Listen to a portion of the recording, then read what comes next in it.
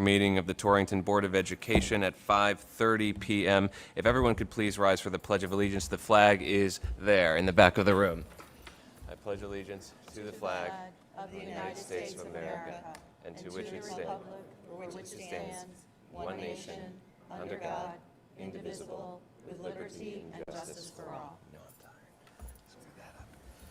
I'm tired. Okay.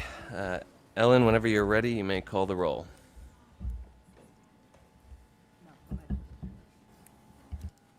Mr. Berger. Here.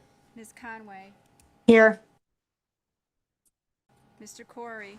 Here. Mr. Cronin. Here. Mr. Predis. Here. Mr. Ucalito. Here. Ms. Hona. Here. Mr. Kisco. Mr. Knight. Mr. Putnam, I believe, is on his way. Mayor Carbona, representative? No. Dr. Baker. Ms. Ferguson. Ms. Labby. Mr. Pagola. Ms. Schulte. Ms. Vians. Mr. Wilson.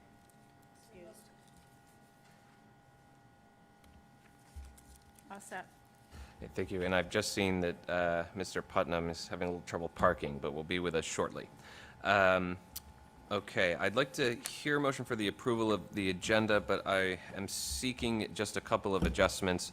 The first would be to add an item, so it would be G1E, so that's the field trips block under new business. The administration's got one extra one they'd like us to hear about related to THS students going to Columbia University on November 3rd. And the other amendment I would seek, just with the number of folks here versus the relatively small number of recognitions, I would just like to move item 6, which is recognitions, up above the public hearing portion, so that we can do those recognitions, and so that those students, et cetera, and their families can get out of here if they're not invested in this public hearing or meeting. So I'd like to hear a motion with those amendments if there is one. Is there a second? Okay, so that's Mr. Knight and Ms. Hona. Any discussion, additional amendments? Hearing none, all those in favor, please say aye. Aye. Any opposed? Okay, our agenda is adopted, so I'm going to pass this over to Ms. Ferguson for recognitions. Mr. Scott, are you? Oh, perfect. Okay, so our first student recognition this evening, Mr. Scott is going to present to Gabe Mazzacane.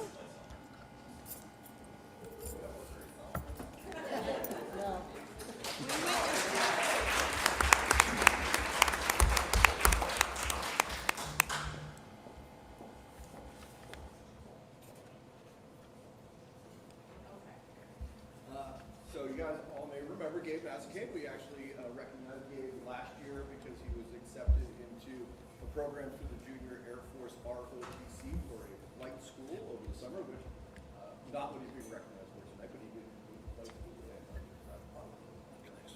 Congratulations for Gabe on that. He's also kind enough to bring me back a t-shirt from flight school, so that was great. But Gabe's being recognized tonight for something completely unrelated to Air Force JR OTC. So Gabe is a semi-finalist for the National Merit Scholarship, which is an outstanding award, and hopefully, as we move through this process, could result in scholarship. So just wanted to congratulate Gabe, have him come here tonight and be recognized for his outstanding academic performance. The National Merit Scholarship, if you are not familiar with it, is selected through the standardized testing in the College Board process, and only I think it's the top 6% of students across the country. So outstanding performance, outstanding academic, and Gabe's been a student that has made us very proud. Congratulations.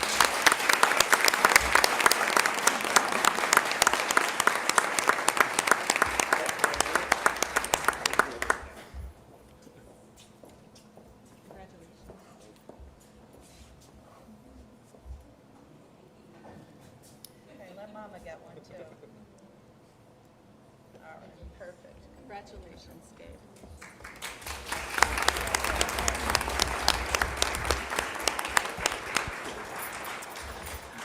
Our second student recognitions are from the Torrington Middle School, and I'd like to ask Miss Jennifer Martin to come up and join me to present these two awards. And I'm also looking for Mila Hudak and Stella Spooner.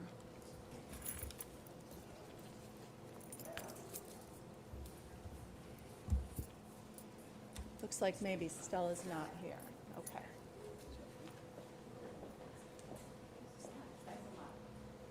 Hi, everyone. All right, fancy. Thank you. You gotta hear from people on Zoom. So this evening, we are proud to recognize two, while Stella's not here, remarkable middle school students, Mila Hudak and Stella Spooner, for their outstanding contributions to our summer learning program.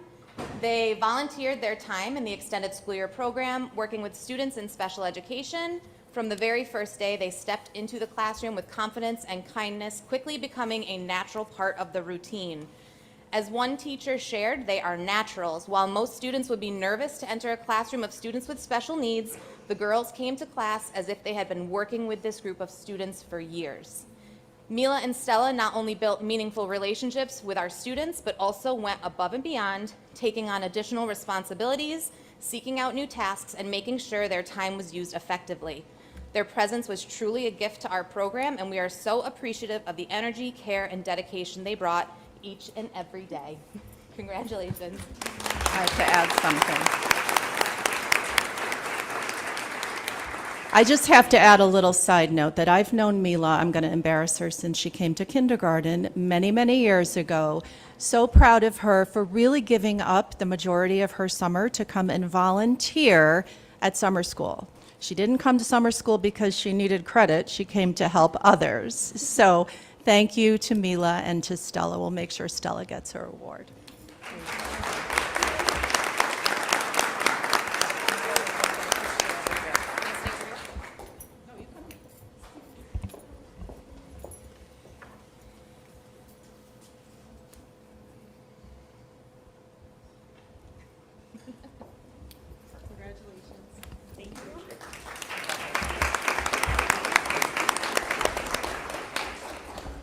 Now, if Dr. Torres could join us to present to Angel Ramos.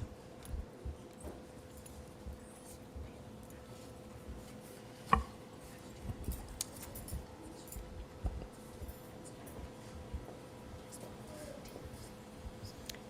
right, good evening. Tonight I'm proud to recognize a student from FAST Academy who represents the heart of what our program is all about: growth, perseverance, and success. Angel Ramos has not missed a single day of school since starting at FAST Academy, which is a major accomplishment for this student. He arrives on time every day, prepared, respectful, and ready to learn. His academic success is a reflection of his consistent effort, and he has quickly become a role model for other students in the building. For Angel, this is an incredible accomplishment thus far, and he is proof of what can happen when the right supports are in place and when a student decides to take ownership of his future. It's my honor to recognize Angel Ramos for his perfect attendance and his outstanding progress at FAST Academy. We are incredibly proud of him and excited to see what he continues to achieve.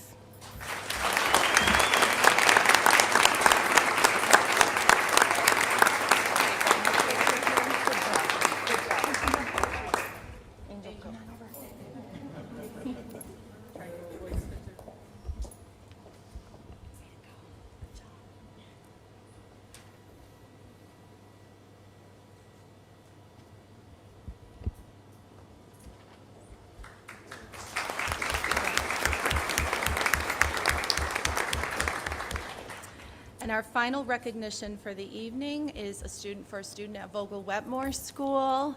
Mrs. Pei is going to recognize Aiden Ashby. So come on up.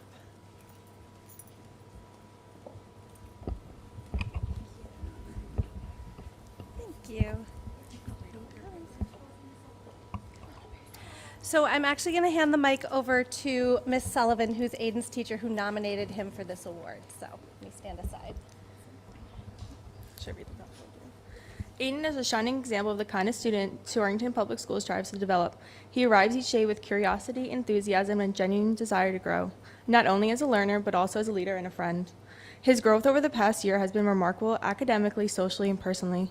Aiden consistently exceeds expectations, embraces challenges with confidence, and stands out as a leader among his peers. He's not afraid to take initiative, and his strong work ethic sets a positive example for others.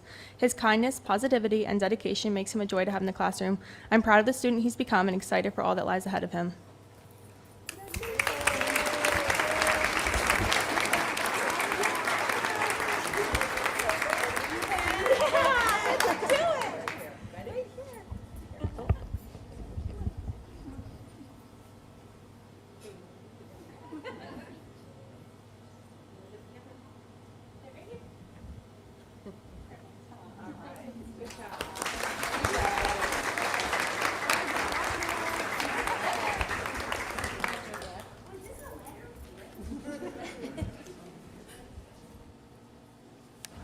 Okay, thank you all, and congratulations to everybody recognized by the board. We'll now move to school community service and public participation.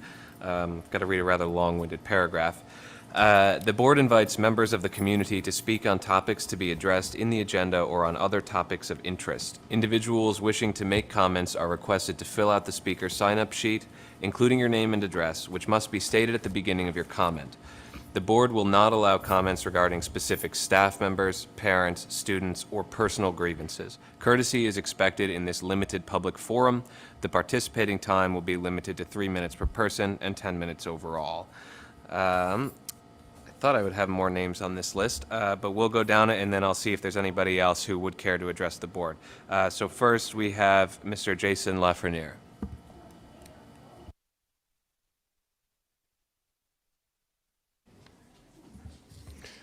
Good evening. My name is Jason Lafreniere, special education teacher in Torrington and the new CEA representative to the policy committee. I'd like to say thank you to the administration and Board of Ed for passing the student dress code. It's been well received and followed much better by the students at TMS than I thought it would. Not seeing pajama bottoms, slippers, and revealing clothing has been a pleasant bonus to spending time in the brand new building we are currently in.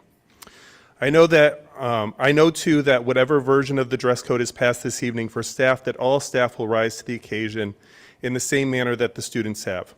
There have been conflicting accounts of why this dress code has been brought forth. Regardless of those reasons, we need to be role models for those we teach today. We have been role models in our practice of free speech, expressing what we feel would be just and right in the agenda to this and other policies. Demonstrating that First Amendment is alive and well and encouraged in our country and community. Being present every day and offering a supportive, engaging, and rigorous environment is another way we are role models to our students on a daily basis. Can I do that in jeans and sneakers? Sure. But I get that the board and administration want us to be more than role models in our actions, but also in the way we look. You look good, you feel good, you do good. The only thing that has bothered me the most about this whole situation is there have been conflicting reports or statements about how widespread inappropriate attire is in the district. I know I'm in just one building and there are a lot of employees, but whether the issue involves only a few employees or many, it is important that we send a consistent and united message so that our reasoning is not lost or misunderstood. Lastly, I'd like to ask for a moment of silence and acknowledge the passing of longtime TPS employee Kathy Madden. Kathy was the nurse at Torrington Middle School when I first started back in 2004, and she quickly became more than just a colleague. She was a true friend. Many of us, including teachers and paraeducators, shared countless lunches with Kathy, often setting up a folding table outside her office with a tablecloth when the weather was nice, and it affectionately became called Kathy's Cafe. She'll always be fondly remembered by me and will be deeply missed by many. Thank you.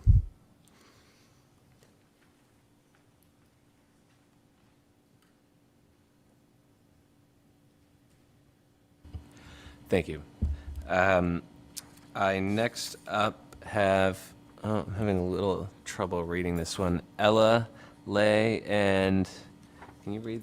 Can't read the handwriting, but if you're number 2 on that list, come on up. Kajada? Ah, wonderful. Thank you, ladies. Hello all, my name is Ella Lee. And my name's Kajita Fraser. We are seniors here at THS and have come here today to voice our thoughts and opinions on the new student dress code in hopes the board will take them into consideration. As we came back to school, I think most students were shocked to see some of the new dress code policies. Personally, I was shocked due to the fact that they specifically target females over males. Crop tops, tank tops, and pants revealing upper thigh are predominantly worn by girls. Females are being put at an unfair disadvantage by how much skin they show. Their stomach, their shoulders, their thighs are being prioritized over their education. Students' bodies are prioritized over their education. Girls are feeling targeted and unsafe within their own school, and they are facing uncomfortable conversations and thoughts. Not only are students facing uncomfortable conversations, but so are teachers. Many are also asking questions on the language used in the student handbook. The language specifically states shorts and skirts must allow the student to safely walk, sit, bend, and ascend or descend stairs without exposing the upper thigh or undergarments. The phrase upper thigh lacks clear definition, leading to uncertainty about the intended standard and appropriate enforcement. We ask for clarification on the language so that students and teachers can proceed accordingly. We hope that the board can take into consideration that times are changing, trends are changing. The new student dress code reflects a generation no longer relevant to our current student body. Availability of certain clothes expected to be worn by students are not always realistically equitable. We thank you for your time and consideration. Thank you. I next have Heidi Laus.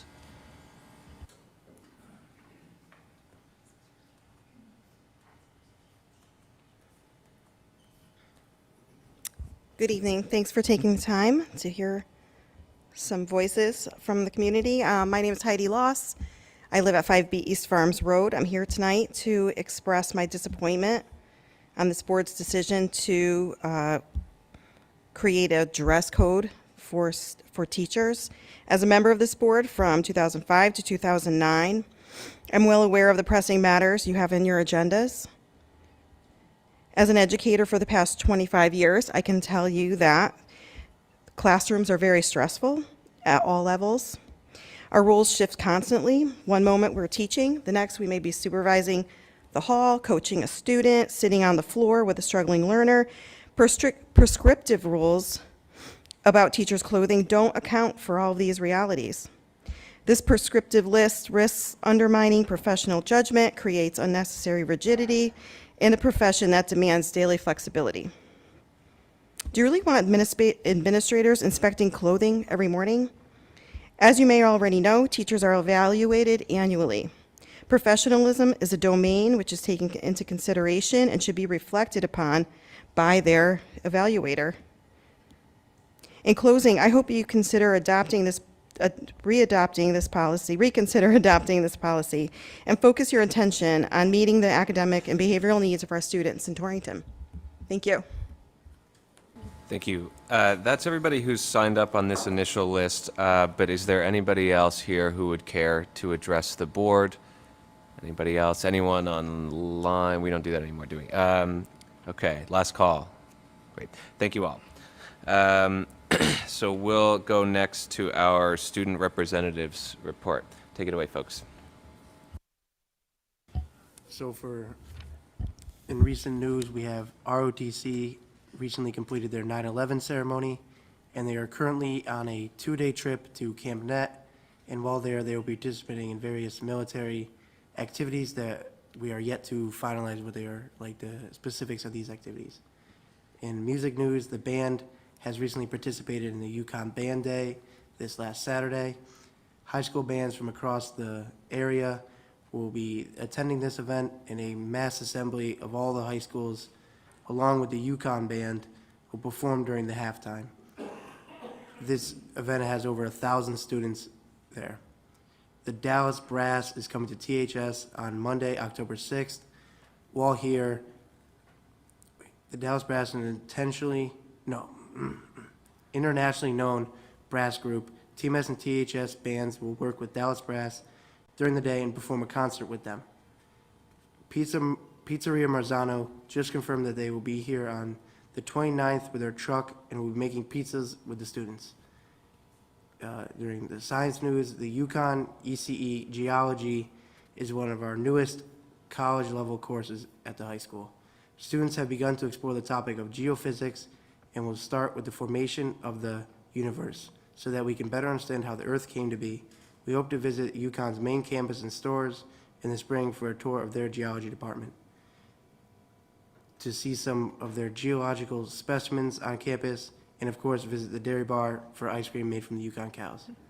The astrophysics class is investigating why the course is not called astrology, even though the Latin roots indicate that the title makes sense.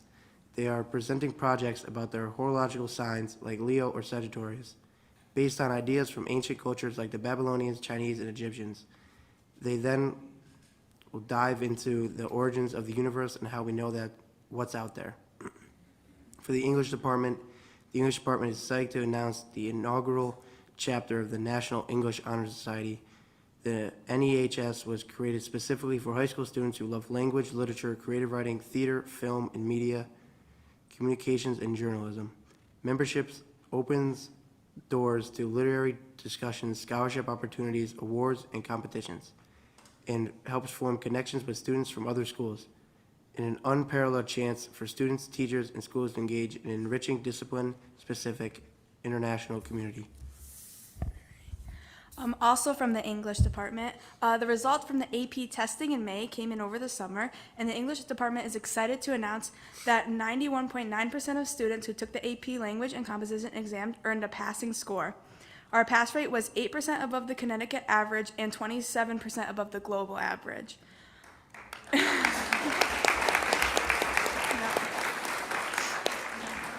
Also, the Radar Report, THS's own school newspaper, is up and running for the 2025-2026 school year. Returning seniors have taken on leadership roles and are helping the new staff get up to speed. THS is thrilled to roll out its newest English electives this year, designed to spark curiosity and keep students deeply engaged. These classes are already off to an exciting start. Juniors and seniors in horror are deep into an analysis of literary elements that form the strands of suspense in this popular genre, while superheroes and anti-heroes in mythology have students passionately debating the timeless and ever-evolving hero's journey. For multi-language, the multilingual learners department offers 4 levels of English as a second language, 3 levels of sheltered instruction, content and language integrated learning, mathematics, 2 full years shelter instructed history classes, and 2 semester-long sheltered instruction history electives. In ESL, intro-level classes, students are learning formal and informal greetings. In ESL 2, students are discussing personalities in the first unit, Who Am I? In ESL 3, students are reading short stories and discussing story elements, as well as reading informational articles and comparing across genres. In Sheltered Instruction English 1, students are reading the novel The Hunger Games and discussing story elements, including setting, characters, conflict, and theme. Sheltered World History and Sheltered U.S. History are studying the physical and political features of maps. Sheltered American Citizenship is learning about the colonial era, the 13 colonies, and the American Revolution. And for academics, Gabriel Mazikane has been announced as a semi-finalist in the 2026 National Merit Scholarship Program. Officials of National Merit Scholarship Corporation announced the names of more than 16,000 semi-finalists in the 71st Annual National Merit Scholarship Program, and Torrington High School's own Gabe Mazikane is a semi-finalist. Students selected for this award are academically talented high school students, or high school seniors, who will now have an opportunity to continue in the competition for some 6,930 National Merit Scholarships worth nearly $26 million that will be offered next spring. Thank you both. Do any members of the board have questions or comments for our student representatives? Great. Thank you. And as always, you are more than welcome to join us for the rest of our meeting, but by no means should you feel obligated. Thank you. Okay, next up we have the report marathon, starting with Ms. Ferguson, who's standing in for Mr. Wilson, who I believe is at a conference representing Torrington Public Schools at the moment. That's right. Mr. Wilson is in Boston at a national conference, proudly representing the Torrington Public Schools. So I have the honor of sitting in for him this evening, and I'll start by just sharing the report that he left. So the opening of schools was very smooth and successful. We would like to give a shout out to co-chair Sue DePritis for attending our convocation.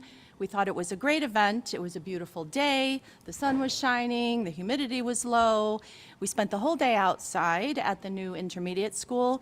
We've received some very positive feedback from our staff. and we just think everybody had a very nice time. So we look forward to doing something like that again. A special thank you to Chief Baldwin for providing us with police at each of our buildings for drop-off and dismissal during the first week of school. Much appreciated. It truly does take a village. All of our cabinet members have been around to each of the school buildings in order to witness the hard work and dedication of all of our teachers and our kids, and this presence will continue throughout the school year.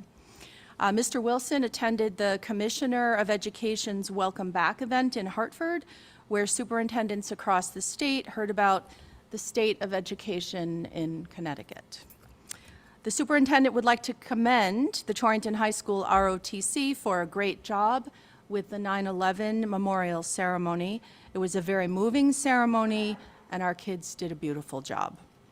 Our fall sports teams are off to a great start. We're all very proud of our student athletes. And just a little side note, a few of Mr. Wilson's 11th grade friends invited him to lunch this week, so he joined them in the cafeteria. Shout out to our food services director and her team for delicious fare. They had a great time eating and enjoying good conversation in the cafeteria. There you go. Thank you. Anyone have anything for the superintendent's report? No. Okay, so we'll move right along to human resources. Take it away, Kim, whenever you're ready. Okay. So you have in front of you my human resources report, and you have kind of the state of where we are right now because I don't have the full end of the month from September. What I can share with you is that when I gave a similar report last year, we had 9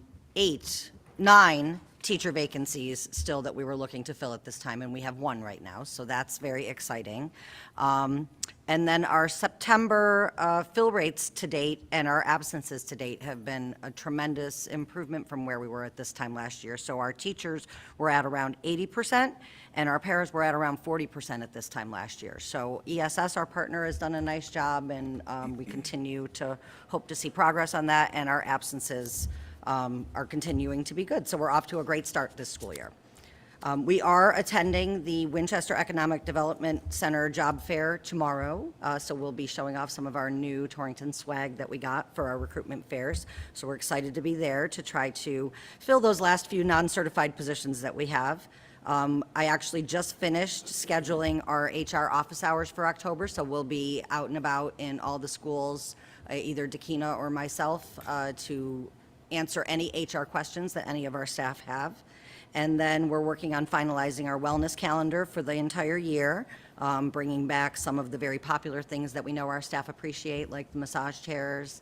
We're also going to be doing our walking challenge. We're going to be scheduling yoga and some things. And then something new that we're going to do is we're going to do a make and take trail mix bar that we're going to bring for staff, and we're going to have it in multiple schools so that everybody can have an opportunity, so we're looking forward to that. And we do have the flu clinic scheduled for the end of October. So that's what's going on in HR right now. Mr. Putnam at the last meeting had asked for kind of an assessment on the attendance incentive to kind of look back at 23, 24 to see how many people might have qualified that year. And so I provided that information for you, and you can see that it does show that I think it did make a difference. So I provided that information, and I'm happy to answer any questions. Hey, thank you. And I don't know if you heard it, but Jeff just said thank you. You're welcome.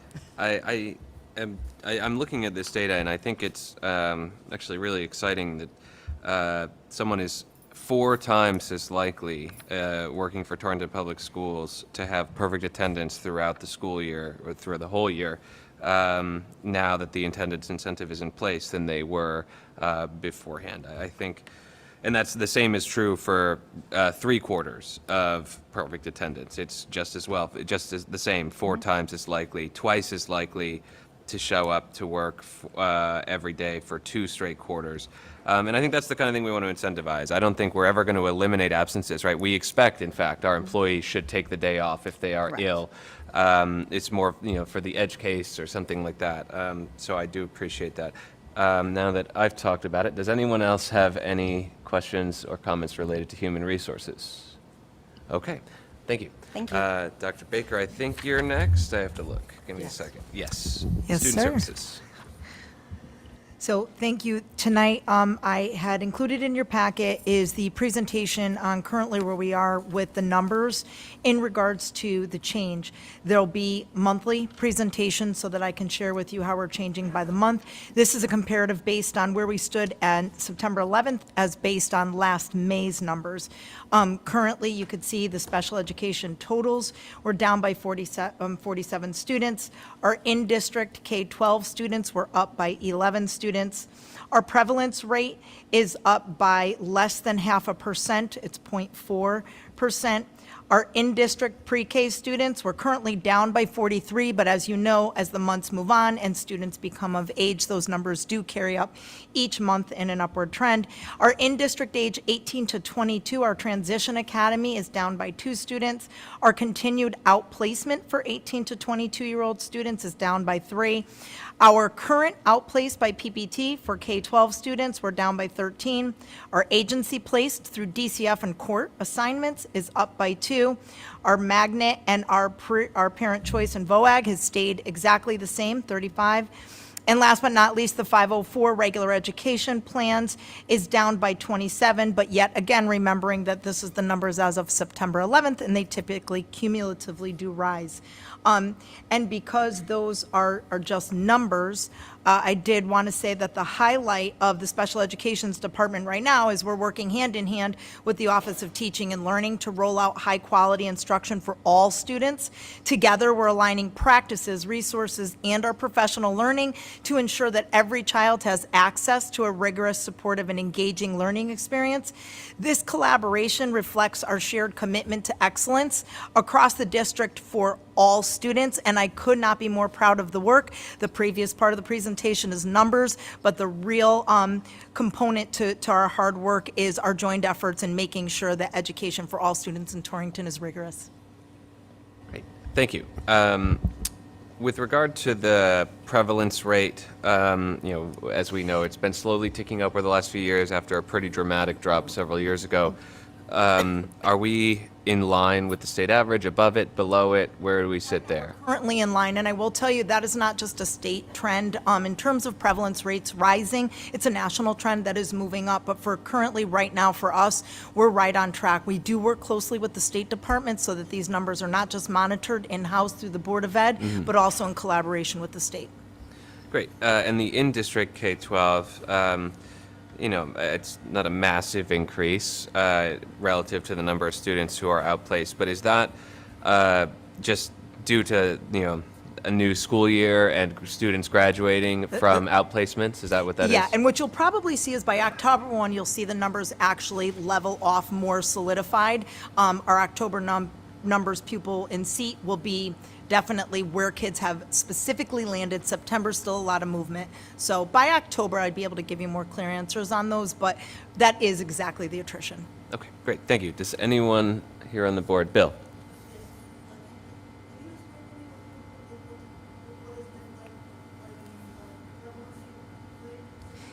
It's the percentage of students that are identified as having a primary disability under the Connecticut state statutes for IEPs.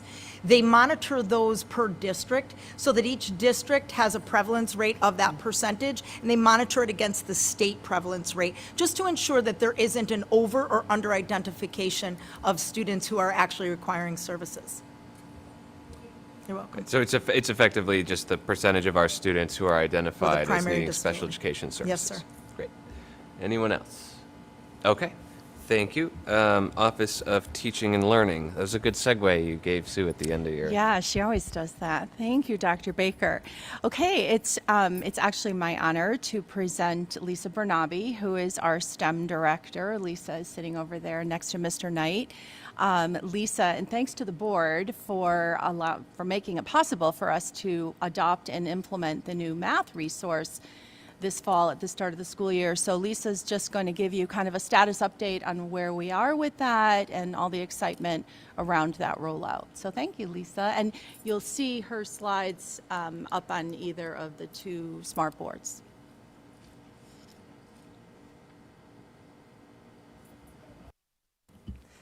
Good evening. Thank you for having me here tonight.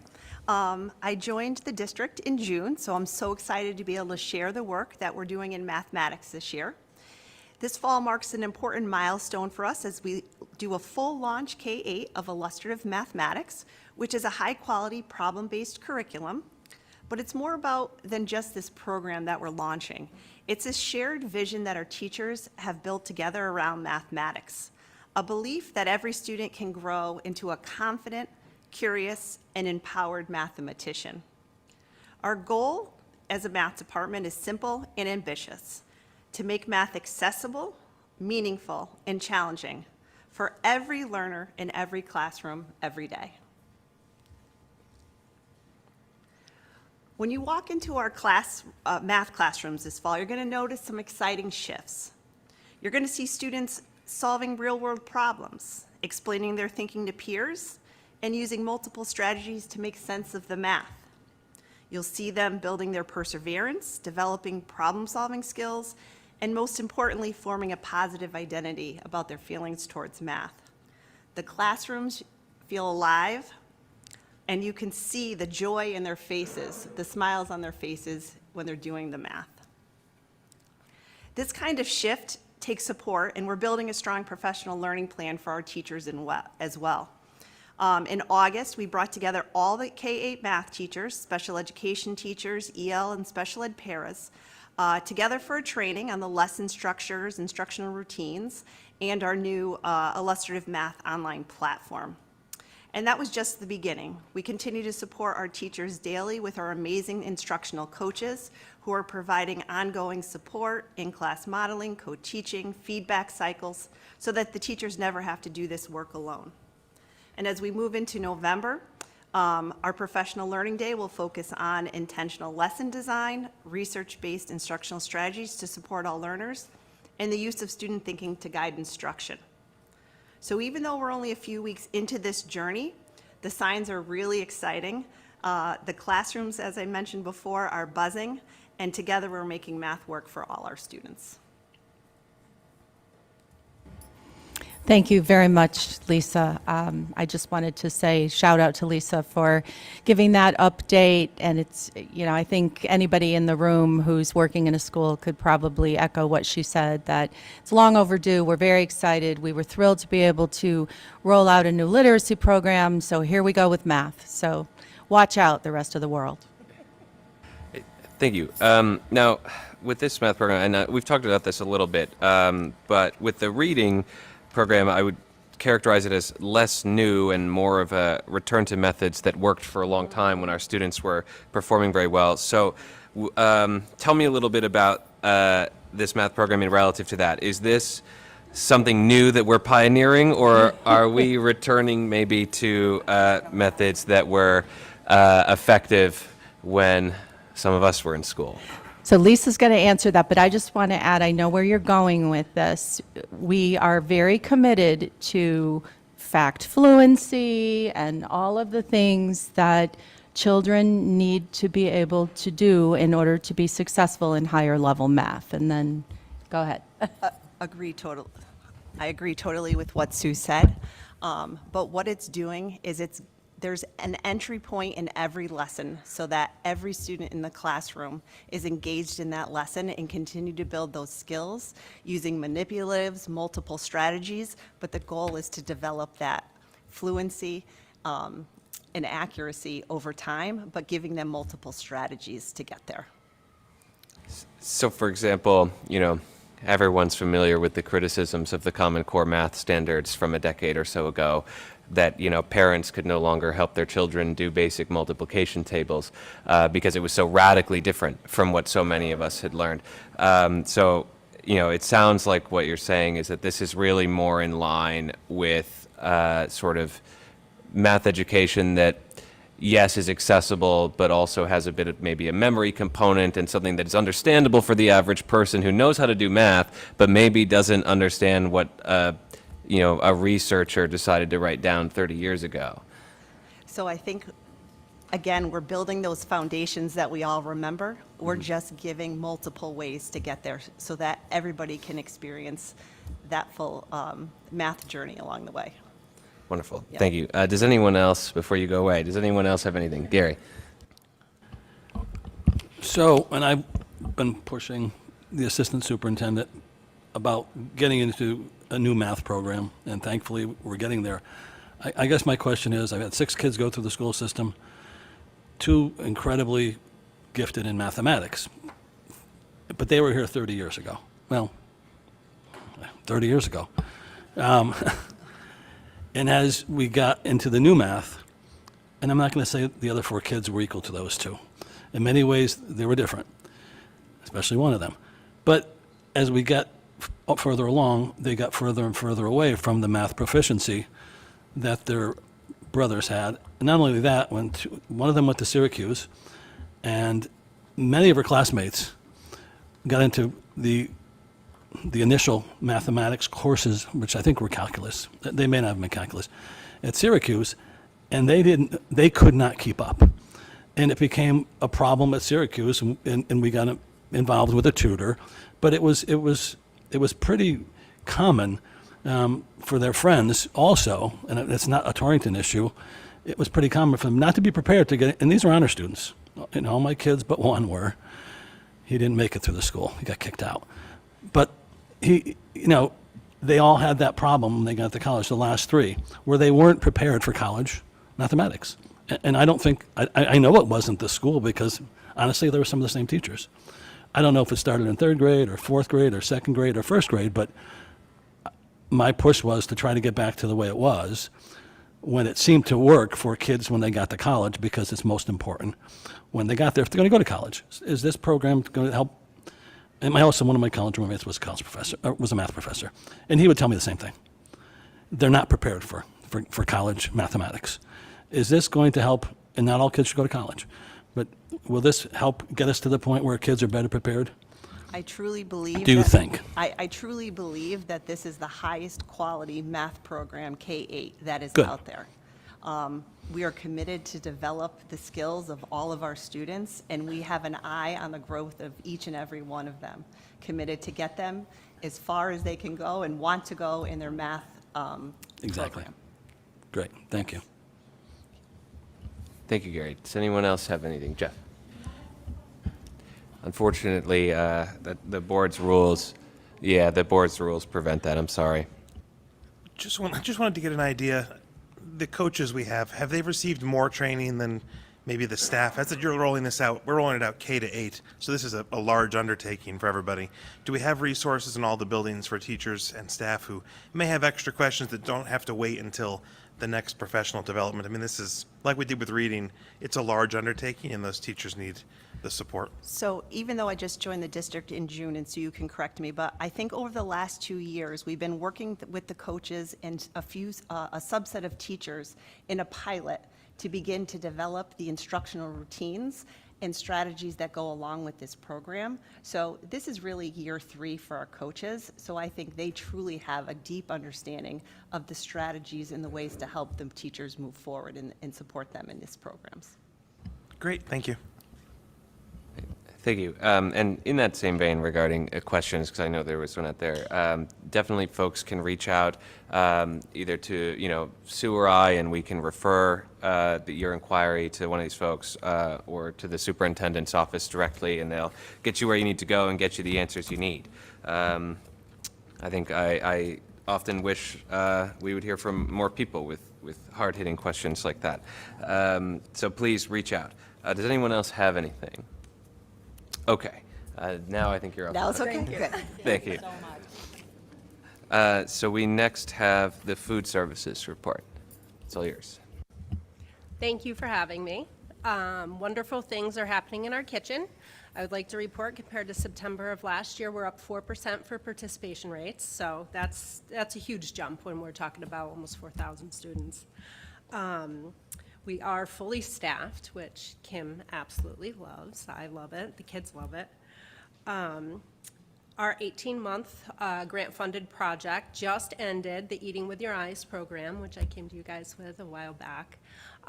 The state was thrilled with our results. I provided them our wrap-up report, including pictures and culinary classes I had my staff attend. in presentation for local foods mainly. And I'd be happy to say that local foods are on our menu daily. They are in our kitchens. They are eating from March Farms. They're eating ground beef from a local farm in Watertown. So good things are happening. And I have also been asked to be an exclusive member of a pilot program. It's called the Fresh Ed Cohort for the state of Connecticut to, let's say, utilize local produce for other districts in helping them, mentor them, and get them in their schools, connecting with the food hub, with farmers, and all good things, yeah. So it's really exciting. More good things to come, and just keep applying for grants and moving forward. Great, thank you. I know it's been something the board's been talking about on and off for several years to really improve the offerings we have for our students, so I'm glad to hear that that's going on, and congratulations. Thank you. Does anyone have anything related to that report? Okay. Then we last have, as an agenda item, liaison reports. They are in the packet, and board members have also received them via email. So unless someone would like to come up from the administrative team to present anything about your liaison report, or if John wants to for Ed Advance, we can waive a reading of those as they are available to the public in the packet and to board members. Great. So then we have the monthly financials. Donna, do you want to tell us a little bit about those? Sure. Thank you. Good evening, everybody. So everybody had received the August 31st budget explanation report in their packet, and we went over it in the budget committee. For those of you who missed it, I was able to channel Mr. Putnam and some of his anticipated questions of some of the line items that were looking either a little over or a little under, and we were able to make adaptations for that. We're in good shape. We're about 14% through the year and 14% through our budget, approximately. So everything is looking good. If anyone has any questions, I'd be happy to answer them. Okay, thank you. Yeah, I wasn't at the budget committee meeting, so the thing I see, I'm looking just at the top line right now, not the line by line, but I see kind of a big number of an estimated negative balance of just over $1 million in employee benefits. Can you tell me a little bit about that? Certainly, yes. So that is basically because we had net budgeted. So we actually have some of the premium coming out of the employees' benefits. So that's what that's showing right there. Great. So this is in line, just like last year, where we have budgeted the full cost for the insurance benefits, and this number will decrease closer to zero, or rather increase closer to zero as the employees pay their premium. Correct. Great, thank you. Does anyone else have anything related to the monthly financials? If not, I will hear a motion to approve them. Is there a second? All right, made by Ellen. I think Gary beat you to the second. Any discussion on that before we go to a vote? Okay, all those in favor, please say aye. Any opposed?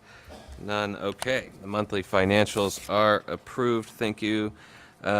We have committee reports, starting with Mr. Kisko at School Improvement.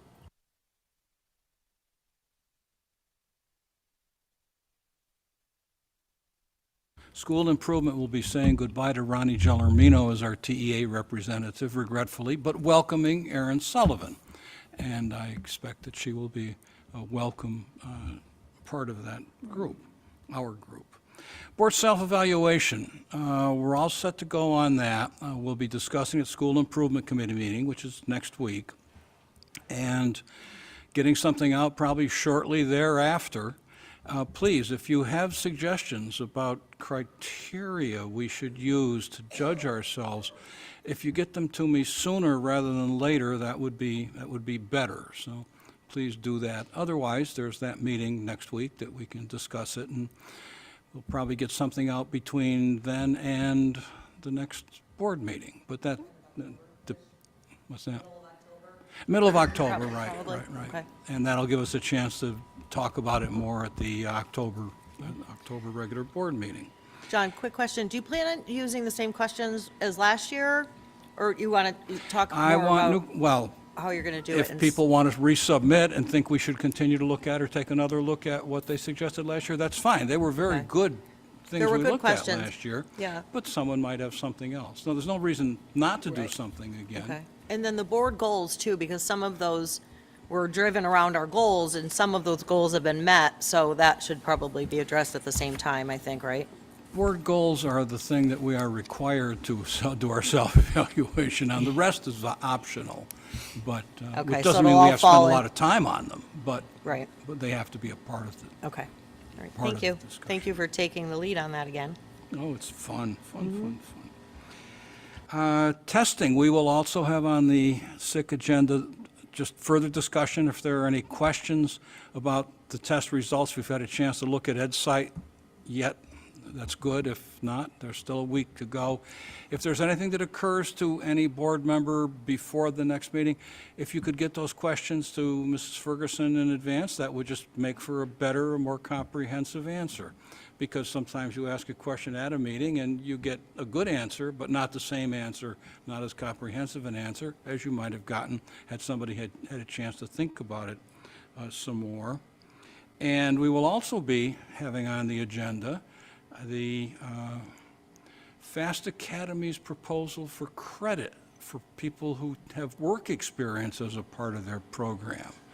And it's done in a lot of places, in a lot of ways, under a lot of programs, and we have to just take a look at that and see what we want to do ourselves with the FAST Academy up and running and possibly putting kids into job situations, giving them credit for that. And that's about all I have to say. If there are questions, I will answer them now. Thank you. Anyone? Oh, yeah, go ahead.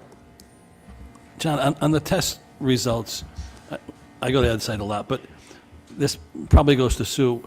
When can we get that information out publicly on the good test results that we've seen? It's never in the papers. It never makes the papers, only when things are bad. Who would be able to get that information out? Would that be Sue Ferguson or?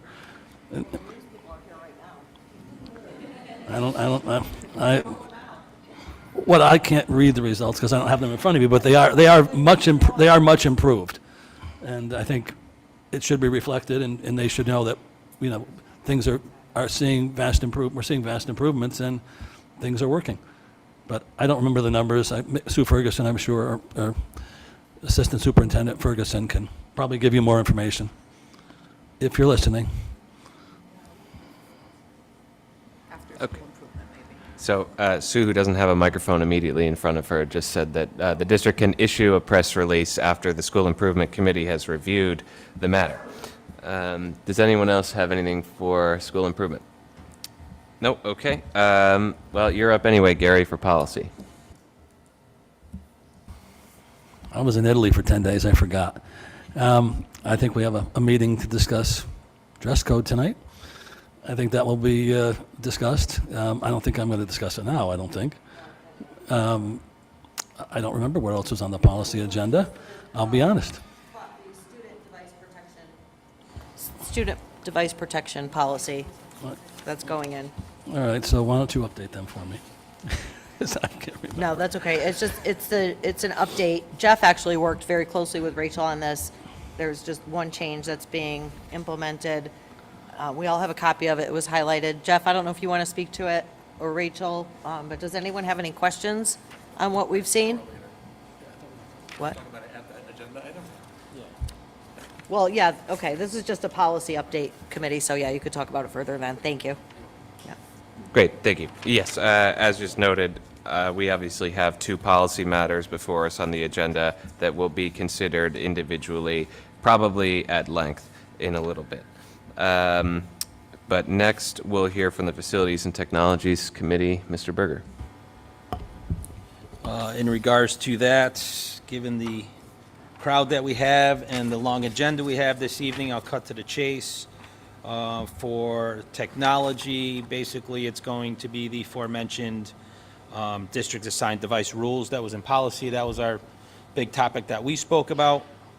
And from a facilities perspective, our big thing that we're waiting for is the bid results from the old middle school, current intermediate school roof project. And I believe the bid closed last week. Dean is finalizing the results. If you have anything to expand upon, no, we'll discuss them at our next facilities meeting. Okay, so if we can make sure we add that to our agenda if it wasn't there. But that's an update on facilities and technology. Great. And anything else you guys would like to add, please chime in. Okay. No? So is the plan still to get the work done on the intermediate school roof over the next summer break? Or, okay, all right, cool. As long as we're, and we have plenty of time, but as long as we're still on track for that, because that roof's needed some work for quite some time. Anyone else have anything related to that? None? Okay. Budget Committee. Ellen, tell us what you've been up to other than looking at the budget. Or maybe including that. As Donna already stated, we're right on target. So we're just going through that. The audit is in process, and we're going through, as we do every year, any contracts that might be coming up. Okay, and I know Ellen can sometimes be hard to hear, so she said we're talking about audit stuff, contracts that the board may be up for renewal, and of course, the monthly financials. And what she means by contracts, to be clear, is not collective bargaining agreements. It's service agreements with contractors that usually have 3 to 5 year agreements. Anyone have any questions for the Budget Committee? Okay. Last up is the Building Committee. I know you've been away, so I think I might punt that to you, Dean, unless Gary does have an update. No, I've got Mario's breakdown. I'll go through it, and then, Dean, you can add. I've got some questions for Dean anyway, but you want to do it? You want me to? I'll project Mario's information. If we're missing anything, you can add to it. We start off with completion dates. A couple dates have slipped. That's in an email he sent. I'll go over that last. Middle school locker rooms and PE turned over this past Monday. A main corridor in front of the gym and gym itself, along with classrooms, weight room, etc., on the second floor of the gym area on 1027 turned over for students. First floor locker rooms and auto shop 1110 for kids. The second field is starting Monday. The fields look beautiful, by the way.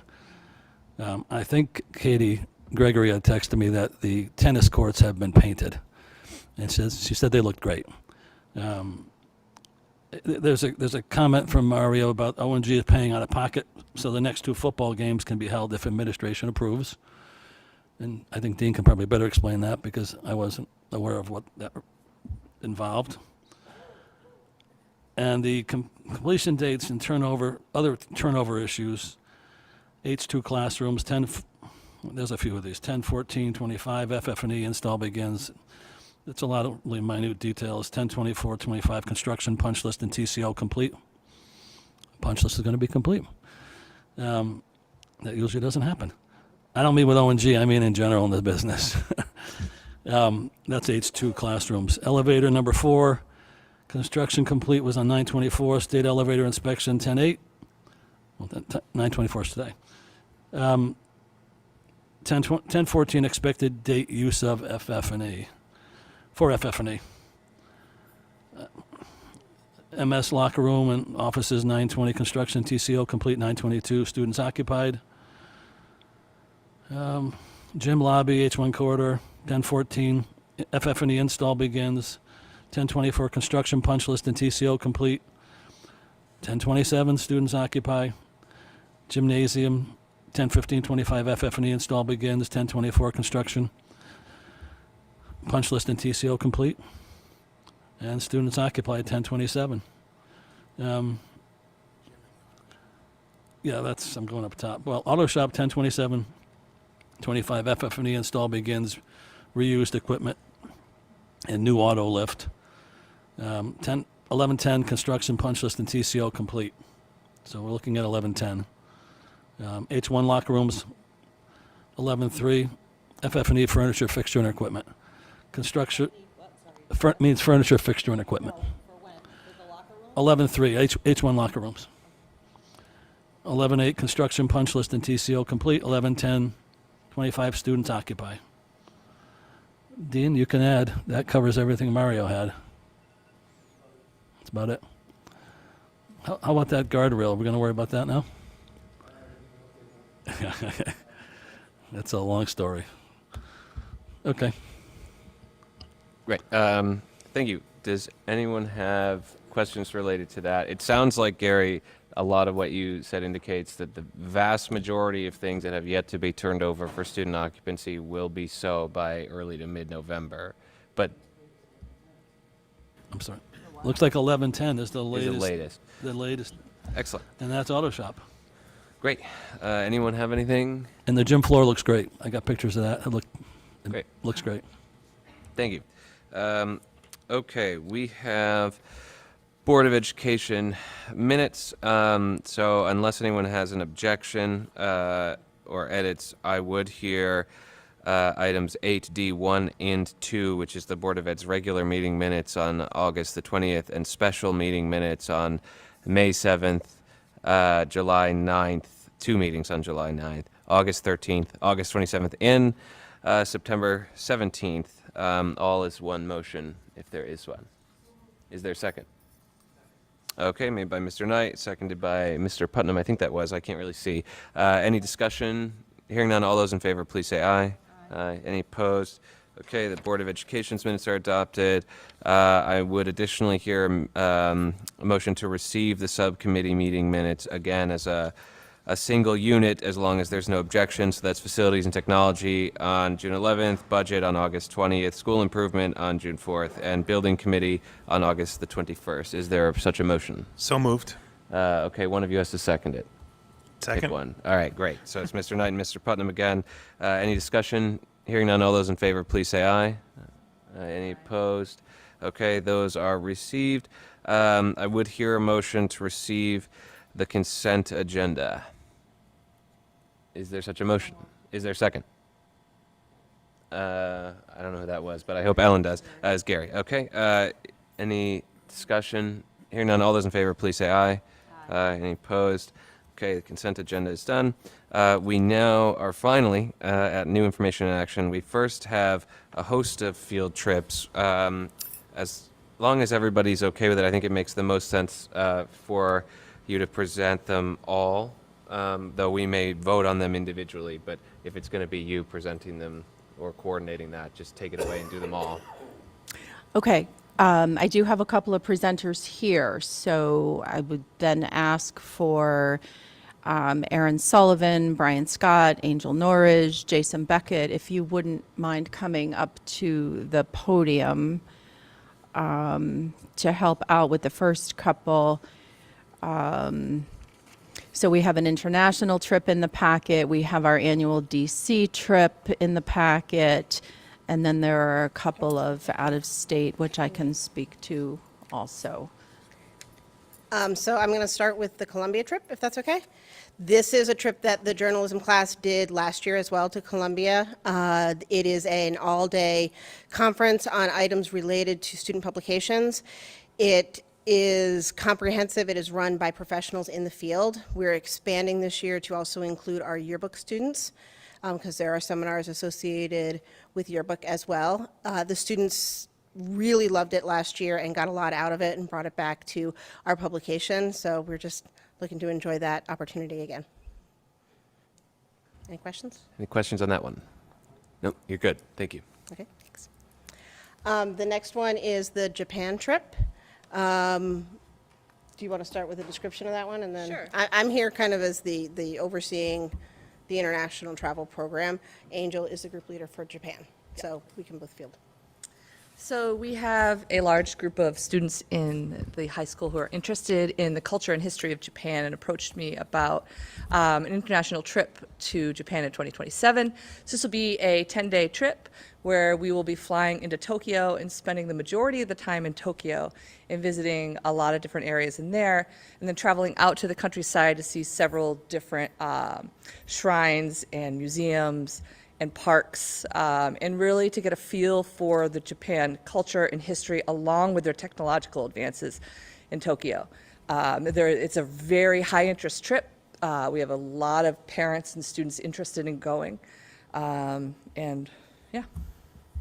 Great. So I see, yeah, I'm looking at the dates. So it looks like the goal would be to go just after the school year ends, so we're not disrupting anybody. And should I assume that we're doing this in 2027 to give the folks, the families and students opportunity to fundraise? Yeah, it makes payment plan a lot easier for them to be able to afford it. And yes, fundraising is a big deal, Excellent. too. That's all I have. Does anyone else have anything? Sue?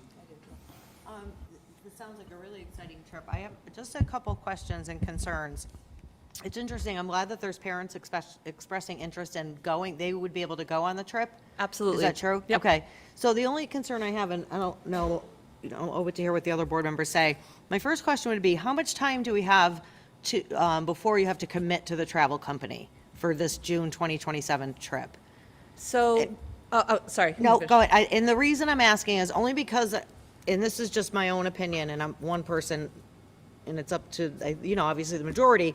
Traveling to another country right now scares me a little bit, and having our students travel, and granted, it's 2 years from now, but I think we still need to take that in consideration, and that's why I ask how much time do we have before we can commit, or shut down the date? So we can't start having kids sign up until we are committed to that plan. Now, that said, the company has a peace of mind policy that makes it so that if there are any travel bans in place, they will change the destination of the trip. Okay. If there are severe travel plans in place, they have options they've worked out a program, we went through this with COVID, where the students get all of their money into a voucher that they can use either on another trip here at the high school. Those vouchers are transferable to other people. They can use them on college trip. EF has a broad program that includes middle school, high school, college, and beyond. Okay. They will the Peace of Mind program includes a change of destination up to and including our drive to the airport. Oh, okay. So if something happens in that location, they will shift us. But it does have to be associated with a travel ban. So that was my next question. Yeah. We're at their mercy. We can't say, we don't feel like it's safe for the students to go, so we want to use that peace of mind. They do have, in addition, a insurance policy that families can purchase that allows them to cancel for any reason. How much is that? Do you know how much That it is per policy family? is $400. It's between $400 and something. $500 Per family? per family. Yeah. And so But that does what's allow. what's the drop dead date that we need to get an answer on? And I may be the only one that has this feeling, so we'd have to talk about 60 it. days. 60 days. From now? Yeah. Okay. All right. Yeah, so I'll pass it off to the board. Okay. Thanks, Aaron. Yeah, of course. Great. Thank you. Gary, did you have a question? I have a question. Okay. Unless you have a, go ahead. No, go ahead. So this is for high schoolers. I like the idea. Japan is, right now, the safest country right now in the world, as it's ranking, I think. Maybe it's second. My daughter's there right now as we Oh. speak. It's beautiful. The technology alone is a great advantage for these kids. So in terms of paying for the kids that want to go and the parents don't have the money, are you going to start a process to try to raise money for those kids and the parents that can? We run consistent fundraising I know you throughout. do, so- Yeah, throughout. Usually quarterly, we have large fundraisers that allow the students to raise as much money as they can hustle for. So I've had students pay for their entire trip through fundraising repeatedly, but it is about the hustle the kids want to put in. And the parents do, yeah. And I don't remember, but you've done a bunch, and thank you. When you get to the end and kids haven't raised that amount of money, do you look to others to supplement? Like, will you be reaching out to people to try to help those that can't afford to go? We have reached out to nonprofits in town before for additional donations. Okay. There might be some companies too, so, okay, good. Thank you. Great. Thank you. Anyone else for the Japan trip? Okay, let's hear about the next one. Okay, thank you. Hello, Jason Beckett. I'm an 8th grade science teacher, and it's my first year doing the DC trip. With that said, I plan on keeping it status quo, making no changes. The travel dates are April 29th to May 1st, which are the same dates we used last year. And in regards to the questions you asked for the DC or the Japan trip, it's actually a very similar setup for the DC one as well. The company sent me a letter in regards to the National Guard presence in the city. and they are aware of it, and they said that there is also a very similar situation where parents can purchase insurance, that they can cancel up to 24 hours before the trip. That is a cost of $99. And then same situation with Japan, that if for some reason there is some sort of issue, travel ban, or it's not recommended by the DC operations to attend the trip, they will move it to a different location or completely reimburse. Great, thank you. Anyone have any questions related to the DC trip? This is, what do you guys? Oh, Sue would like to know, is that 2 nights or 3? It's yeah, April 29th to May 1st, so 2 nights. Okay. It used to be 3. When Yeah. did that change and why? I know it's your first year, so I don't know the answer to why. The change happened last year. Last year it was reduced by 1 day. It was the cost. It was to make it more affordable. Is it a lot? It just seems like that you're in a bus for how many hours? You get off, you run around like a crazy person. You spend 1 day and then you're back on the bus for 6 hours to come home. Yeah, I did. Huge, is it a big difference for the extra night? A little bit. I did attend the trip when it was 4 days as well as 3. And last year I thought it was very successful. They removed a couple things such as the baseball game. We did not attend that last year. And so from it, it is. Yeah. That park is a beautiful baseball park. Absolutely. Part of the Washington trip. It's just disappointing to hear that it's been cut to 3 days. Mm-hmm. And I would just be interested in knowing what the cost is, the cost difference to go from the short. I can certainly reach out to them and ask what the cost difference would be. Yeah. You're welcome. Thank you. Kristen, I see your hand up there. Hi. Yeah, I actually had the same question as Sue. I do think it's a very long bus ride for them not to be there for the 4 days. And I would also like to see the cost comparison for 4 days. And I realize that the baseball game and some of the other things were not as educational, but I know the kids did enjoy it. Yeah, absolutely. And I did notice, I don't know, if there's some things that also seem like they've been taken off, that the Holocaust Museum, is that going to be taken out? We haven't attended the Holocaust Museum, I believe, since before 2020. Yeah. There wasn't no Holocaust Museum a few years ago? Mm-mm. No? No. Again, unfortunate. Yeah. That's really sad that they can't experience that. But, again, if we could just get a little more information. Absolutely. I think we're not. Yeah, that's where I'm thinking too. So this is a very historied trip in Torrington Public Schools, as you can imagine. So thank you for Yes. taking it on. No problem. Is it going to be a problem if we just delay the approval, not because we don't want to approve a DC trip, but because it may be our preference to actually approve a longer DC trip if it makes cost sense for the families? So is it going to be a crisis if we don't vote on this tonight and do it at the latest? It would be at our October regular meeting. And if it's going to be a problem, just say so and we can work it out. Yeah, I don't think so. Obviously, it delays us. It would push back like our registration and things, but I think we can make it work. Okay, yeah, I certainly, and I just, again, our interest is in a really more robust trip for the students. We are not at all, I think, opposed. We've had some disputes with our friends to my right over this trip before. We are big supporters, and we just want to make it as robust as we can. Okay, I will get that information to you.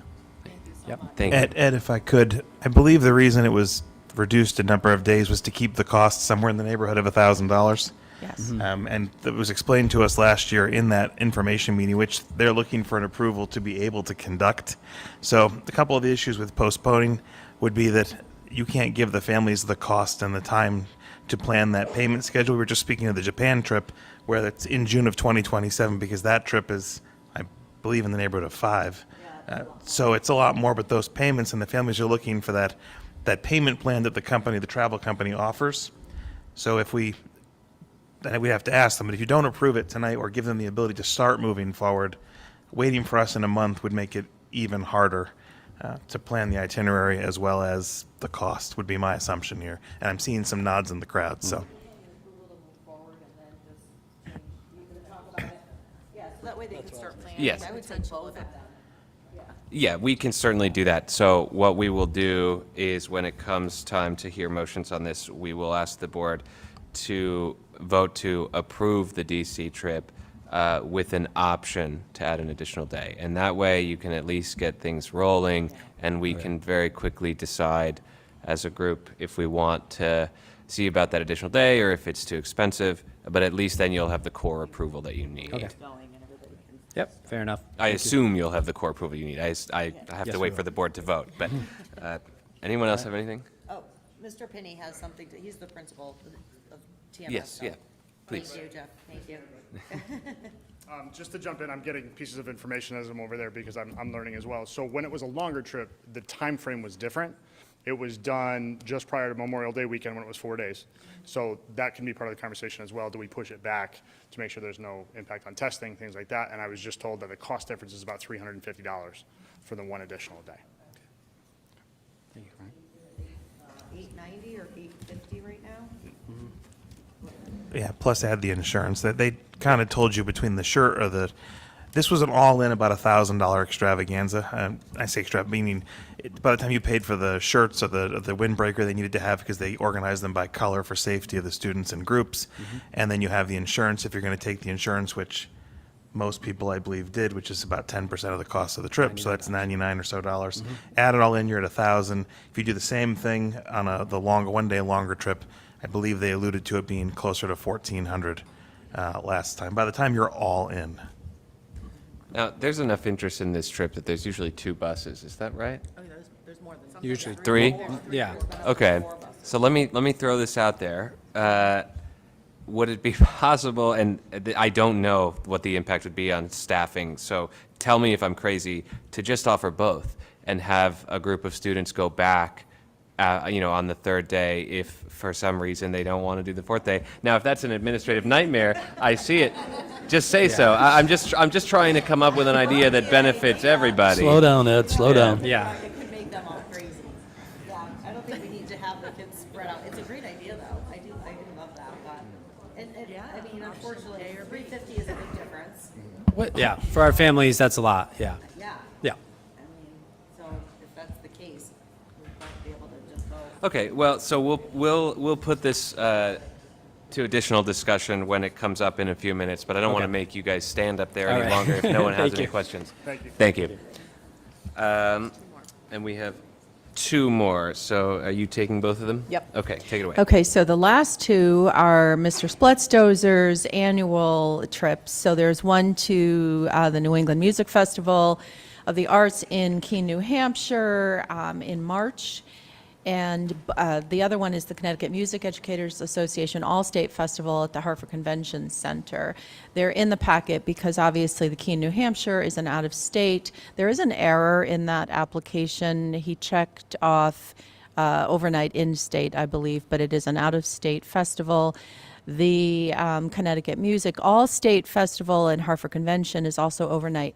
I just think it's important. I did speak to Wayne about both of these trips. Just so that the board understands, Wayne submits all of his field trip proposals in a huge bundle in June for the following school year, anticipating that students will attend these trips. These students need to audition for these trips. So and he said there's a very small number of kids that actually make it to this level. It's possible that 5 or fewer students might attend. It's also possible that no students will attend, in which case he would call and say to me, strike this one from the calendar. It's really just to get them on the calendar so that we have the information that we need for planning purposes. So they're trips that he does every year, and the kids audition, they make it, it's a tiered leveling system.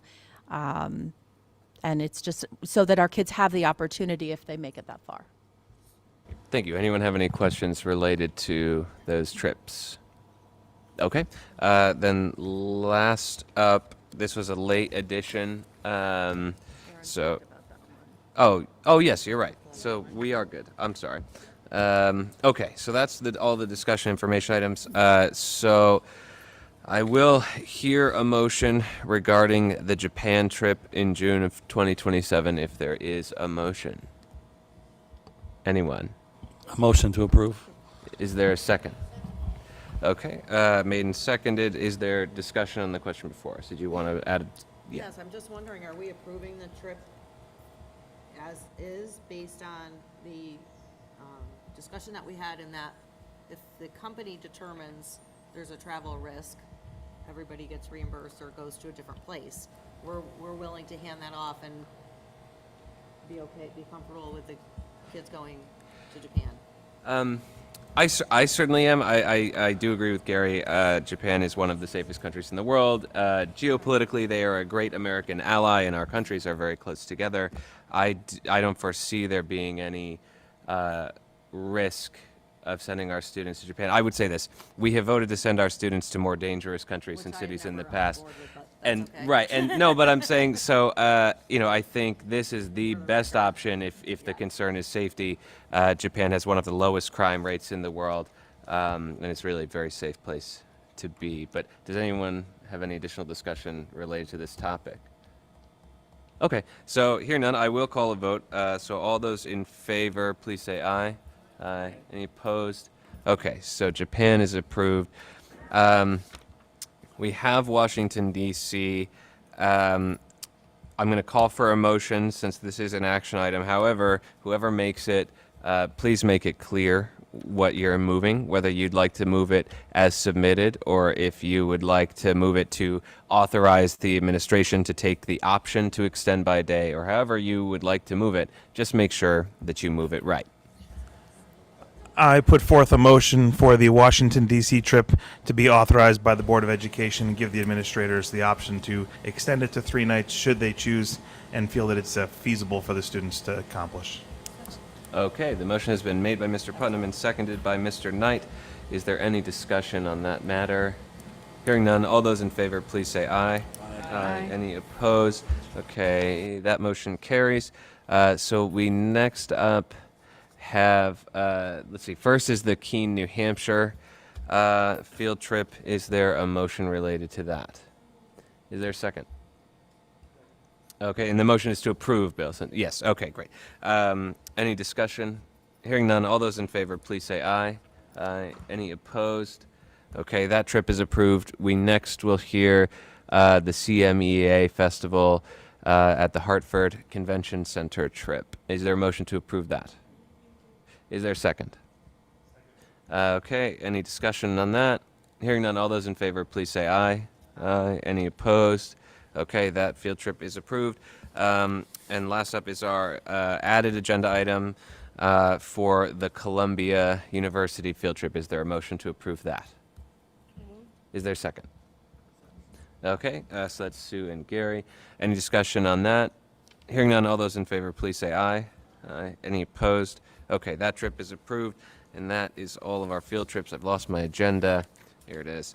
All right, we next have policies. So the first one there is policy number 5042, which is student district assigned device rules and appropriate usage. That is also a late addition, I believe, to the paperwork, right? That's not in the the original packet? Yes. Okay. No, you have an additional item in front of you. On the second to last page, there is a highlighted section of that is related to this change. And if either Ms. Veens or Mr. Putnam, as the primary drivers of this, would like to talk to us about it before we hear a motion, one of you can take it away. Thank you. So I think that Mr. Putnam and I came to a pretty good consensus of what is fair all around to the district, to our families, and just in terms of notifications. One of the things that we spoke about at our subcommittee meeting was adding some timelines in there. So we added in a timeline for notifying the parent of the damage, as well as a timeline for when we would like to expect payment. And then, as you can see, it's outlined some of the potential consequences of not following through with the obligation for payment of damages. Yeah, just to summarize it, for everybody, basically if a student turns in a ticket for a damaged device, it gets looked at by IT, and within 7 days, they will send a notification back to the ticket to the student and the family, reporting that physical or damage has occurred to the device. And stay tuned, we're going to fix the device, and then we'll send you an invoice if there is one due based on your insurance coverage or lack thereof. And then once you've received that invoice, you have 30 days to make a payment, and or there's some additional deadlines based on the end of a school year. But the idea that Ms. Vaines and I worked on was to make sure that families were aware of it in a timely manner, so that a month doesn't go by and then the student or the family go, "What are you talking about, my broken device?" You know, not that we like to think that we're raising all these students to be responsible individuals, but this is a part of it, right? So the families will be notified within 7 days, and that back and forth can occur in a much more timely manner while it's clear in everyone's mind. So thank you for your effort on it, Ms. Vaines. Thank you. Great. Now, there is, correct me if I'm wrong, a fee schedule for repairs published. Is that right? Correct. Yes, in the Okay. protection plan. Right. So we're not just saying, oh, we're going to have this repaired and you don't know how much it's going to cost you until we do. And surprise, here's a big bill. The fee schedule is available. It is published. They have it. They know whatever's wrong with the device. This is what it's going to cost. That is correct. Okay. And I believe there's still 6 days left to purchase the device protection plan. Until September 30th. So please, please sign up. Okay. And that plan, that fee schedule is largely what we pay to have this stuff fixed, right? We're not making any money on people who break our devices. No, absolutely not. It's just the price of parts. Excellent. Thank you. Anyone else? Gary? So I was surprised at how much it cost us. I don't think most people understand the cost to the board of the damaged devices. And the cost has increased in the last year significantly. I just hope everybody realizes, and we discussed this in our meeting, that at some point, and you know what happens when people don't pay the bill and they find out others didn't, they pay the bill and others didn't pay, you tend to get people who may not pay because there are no consequences. So this was a result of that, I think. But if we get to the point where it continues to become a bigger and bigger number, I personally believe at some point we're going to have to simply take them out of the classroom and say it's up to the parents to buy the computers, and we can't afford the cost of the computer and the $50, $100, $150,000 that it costs every year to replace them because parents don't step up and pay. So it's a growing number, and I think in next year, I personally think we should evaluate whether we can afford to continue paying for devices that parents don't want to pay for damage for. And, you know, it may come to a vote on that. So hopefully people can cover their, step up and take care of their kids and take care of their devices. So. Thank you. And we certainly can take that up for discussion. But in the meantime, we do need a policy regulating their use so long as we issue them. So unless there are further questions or additional items, I would hear a motion to approve this edit to the policy if there is one. So moved. Second. Okay, made and seconded. Any further discussion on this matter? Hearing none, all those in favor, please say aye. Aye. Any opposed? Okay, that policy change is adopted. We next have policy number 4086, which is a new proposed policy, I believe. It's not an edit to an existing one for the employee dress code. It is in the packet, as far as I know. I'm just looking for it. There it is. It's the last 2 pages. Okay, so at our last meeting, the board, it was a special meeting, discussed some changes. We straw polled them. We didn't take any formal votes, but the consensus seemed to be there to have the administration just make some edits in terms of the verbiage and bring it back in front of us. Do you want to go over briefly what's changed, if you have a short list? Or I can. Well, maybe you should do this. All we did was take back what the board discussed at the special meeting, and It's just not highlighted, so I have to look here. Give me a second. As I recall, the board discussed some changes to the rules on jeans that would be put in here to effectively, I think we all agreed ultimately that we don't really care to regulate the color of your jeans. right, the wash of the jeans was added in. So we just care that there aren't holes in them. And then the big ones were the sneakers and the changes to like T-shirts, sweatshirts, etc. Right, the board clarified the wearing of graphic T-shirts to add in the language that graphic T-shirts, the section under number 5, directly related to the employee's role, the paragraph under number 5. And then we also talked about limiting the wearing of the casual attire to 2 days a week, and that was included. Excellent. All right, so that reads, just for everyone's benefit, and this is under a section that specifically details things that are that would be, not are, would be prohibited under this policy. It reads, up to 2 days a week will be designated spirit days to be determined by the superintendent. Jeans are permitted on such days, provided they are without holes, rips, frays, wait a second. I thought, correct me if I'm wrong, our discussion was that jeans should generally be permitted, provided they don't have tons of holes in them. So has that changed? Because I don't think that was the intention.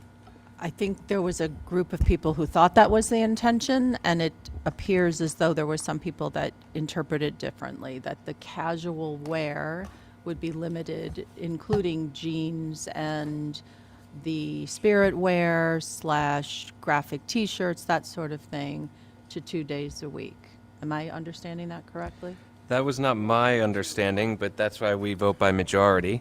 My understanding was that that was specifically related largely to things like T-shirts, hoodies, etc., and that jeans were, this has changed, jeans were prohibited in the draft, jeans were allowed in the draft of the policy we looked at last week, and it appears that that has disappeared from items 1 through 4. We talked about putting it in as casual days, not as regular. Oh, that was not my understanding, and frankly, I don't think I could vote for that. Well, but let's talk about it. Yeah, I'm fine with jeans, and my understanding when Kristen pitched it, and her hand is up, so I'll turn it over to her too, was that we were fine with jeans, and in fact, we relaxed some of the proposed rules related to jeans. But I'm going to stop talking because it was originally Kristen's idea. So, Kristen, your hand is up, and then Sue. Go ahead, Kristen. I do just want to make a point that I have seen several teachers, and they are teachers, not staff, not overall staff members, dressed in jeans this week who looked very professional. One of which was a male teacher wearing jeans with a button-down shirt and a blazer and dress shoes. He looked very professional. The other was a female teacher who was wearing jeans with with heels, and they were actually skinny jeans with a nice blouse underneath. I believe it was a sleeveless top, but she had a blazer on over it. And she looked very professional. So I do, where my concern is where we're saying things like jeans, but we're not saying other things that maybe should be restricted. Like rainbow colored hair or, combat boots and things like that. I want to make sure that this policy is fair and does make our staff look professional, but also comfortable. And I certainly don't want staff going out to buy, an entire new wardrobe of clothing. Great, thank you. And I will just say, I know I promised Sue the mic, but I will just say with the hair thing, it is actually prohibited under the law for school districts to regulate the appearance of hair for the most part in schools. I also personally don't have any interest in it, but even if we did, that is illegal in the state of Connecticut. Now, Sue, did you want were you next up? Oh, okay. No, that's okay. I've already said, I'm ready to vote. You guys, I'm not saying vote right now. I don't really have anything else to add, so I'm just here listening. Okay. I can add a few things. So Gary and then John. You want to go first, John? Go ahead. My memory is that we said, when we were talking about jeans, they were included in those dress-down day things. And the real question was, are we talking about 1 day a week or 1 day or more, whatever? So I think Mrs. Ferguson did what I thought we left that meeting looking for. Thank you. Gary. I wasn't at the last meeting. I was going to comment overall, but were you at the last meeting? Do you want to? Yeah, I was at the last meeting. We started talking about jeans and the T-shirts. So as we left that meeting, I believed that they were for casual days, but That was just my interpretation as we left. It started in a different place than it ended in that conversation. So when I walked out of the meeting, that's where I thought we had landed those 2 days a week. You could wear jeans and an educational T-shirt or sweatshirt. That was the idea of I guess, the old school Friday dress down day. That's where I believed we left the meeting, and I guess that's the direction that Assistant Superintendent went in. Thank you. Mr. Knight.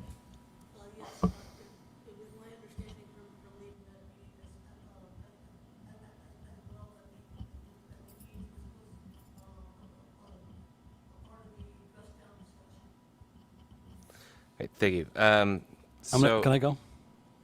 I thought you already did. Oh, no, Jeff took over for you. That's right. He cut you off. Go ahead.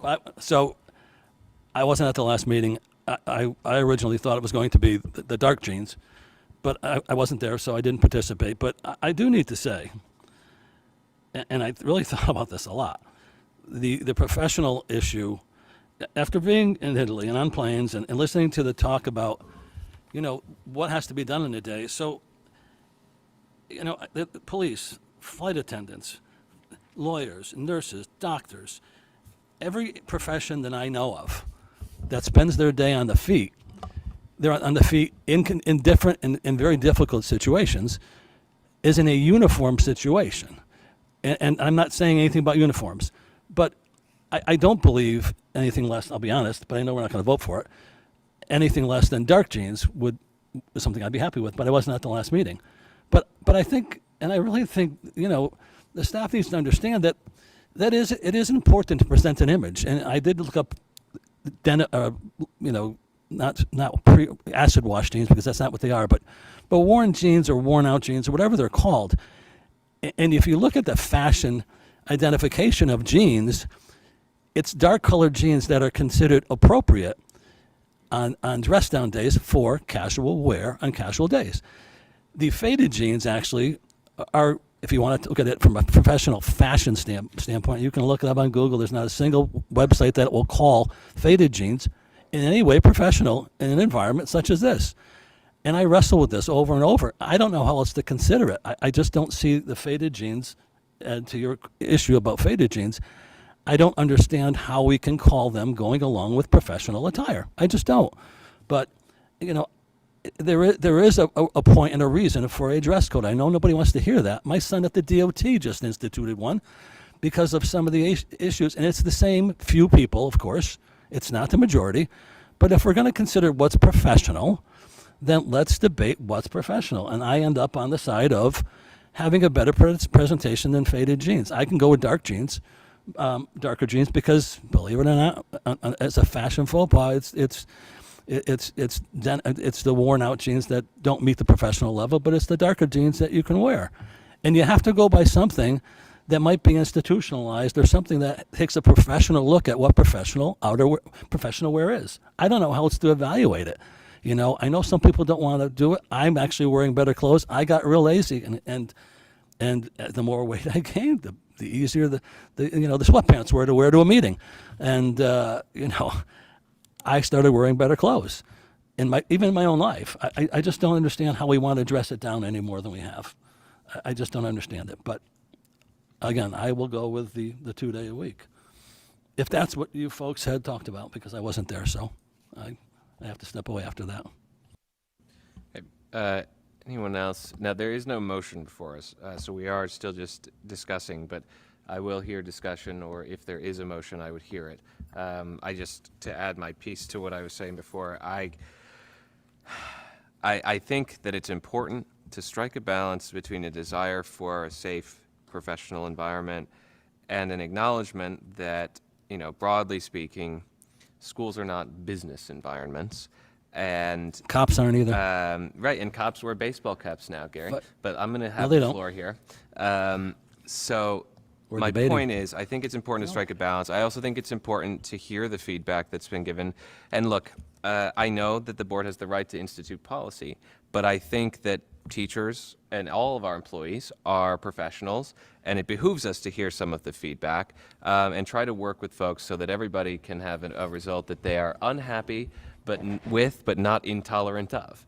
I don't disagree. And while it is our right to impose whatever policies we want to write, I don't like doing government that way. And I think that one of the biggest things for feedback, the two really that I heard a lot about, were the shoes, and less so, but certainly a lot about the jeans and the pants in general. And we did make some changes for the shoes, and I think we're all content with the fact that we heard a lot about sneakers, and everybody's going to be able to wear sneakers if this is adopted. I'm certainly content with that. I don't know that I'm content with telling people who have, many of whom have worn jeans in the classroom for years without it being a problem, because jeans aren't what we're talking about when we think of somebody who's dressed in a way that is really discipline worthy, at least for me, right? I'm thinking about if somebody's really dressed to the point where they need to be spoken with, it's somebody who's wearing clothing that's so sheer that you can see everything they're wearing underneath it. You know, that's the kind of thing I'm thinking of.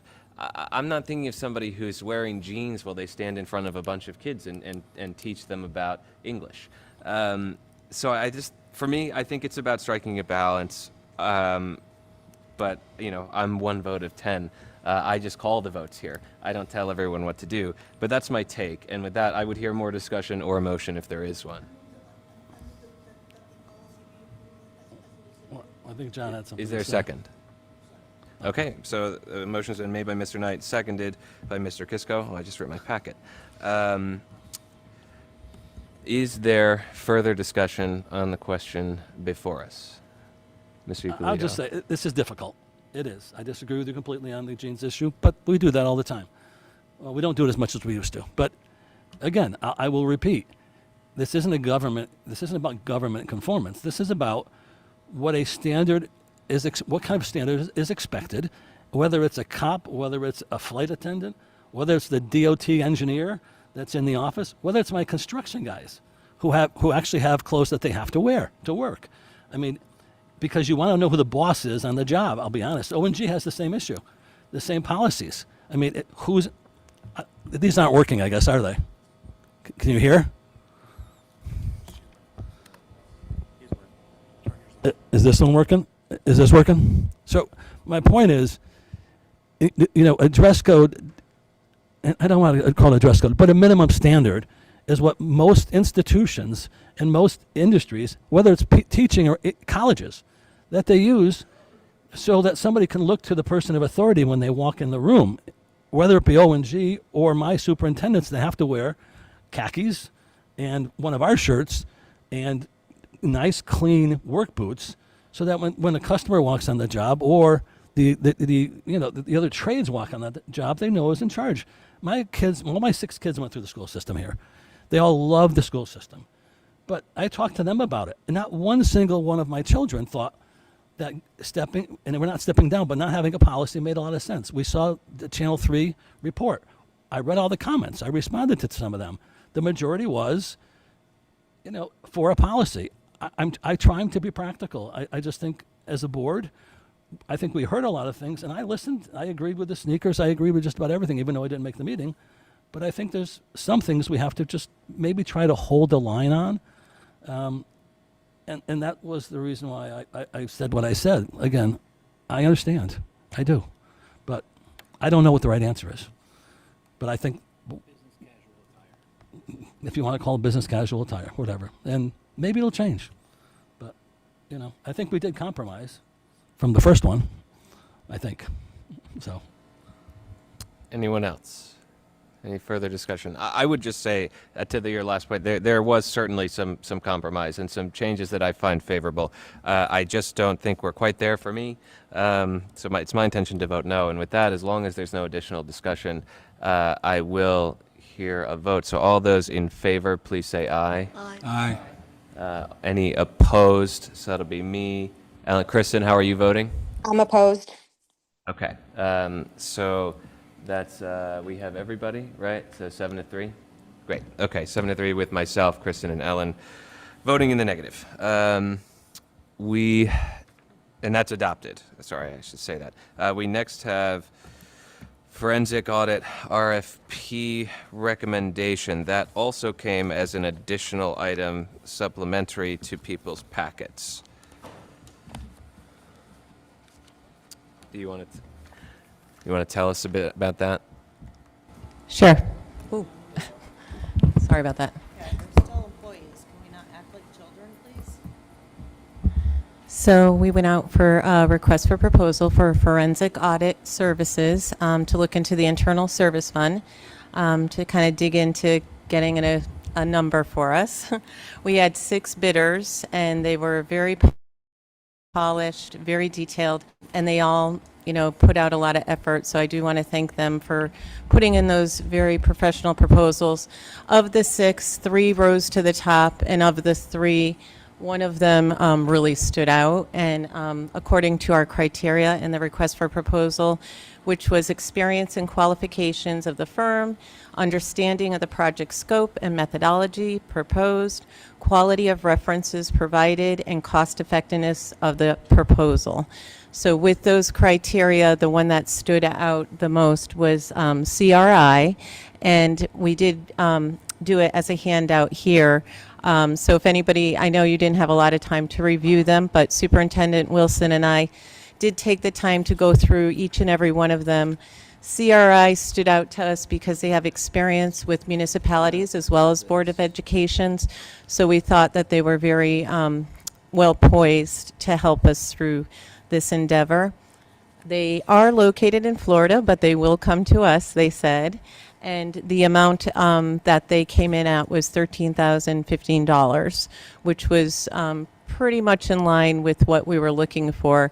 Some of the others were a little bit kind of out there, up to 80,000 even. So this firm looked very solid. The references are all in the back. You can see that they have worked with school districts, and they've also worked with government in Washington, D.C., and really were able to do a detailed audit for those organizations and deliver a report, which is what we were looking for. Great, thank you. And as I recall, so we saw initially just the cover sheet, but was it a day, 2 days ago, the board members received the full bid packet via email? Correct. Okay. I will hand deliver a copy of this to you, Mike Magistrali. I know you're listening. May I ask a That way you question, don't have Ed? to make me spend 60 grand on FOIA. Go ahead, Glenn. Who actually, how many people are involved doing these ratings? Like, we get a rating of 5, 3, 3, like. Sure. Who came up with this? Sure. So the rating is a rubric based on the request for proposal. Those were the criteria that we set for the bidders.